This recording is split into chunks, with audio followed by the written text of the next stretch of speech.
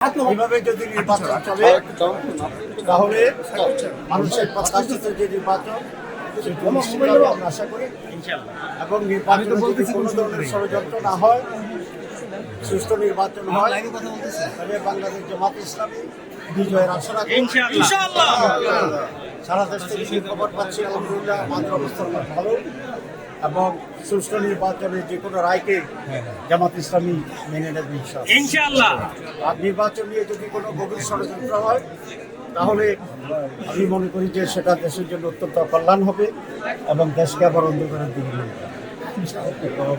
আমি আশা রাখি এখন পর্যন্ত চট্টগ্রামে ইলেকশন নিষ্পত্তি চলছে, প্রচুর প্রশাসনের লোক আছে, আমরা বিভিন্ন জায়গায় যে খবর পাচ্ছি জনগণের উচ্চদীপনা আছে, ঈদের চেয়ে বেশি উৎস নিয়ে মানুষ কাজ করছে।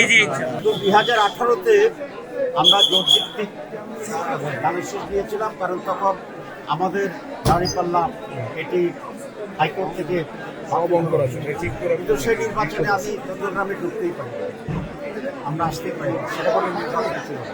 সেই জন্য দাঁড়িপাল্লার অভিজ্ঞতা 2001-এ এখন ডিগ্রি করছে। প্রত্যাশা কেমন?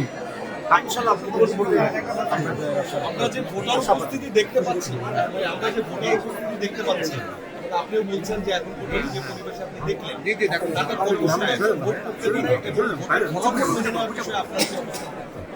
আমি মনে করি মোর দেন 70% ভোট কাস্ট হবে, কারণ অনেকেই বিদেশে আছে, যদিও সদস্য এই ভোট নাম্বার বিদেশে আছে।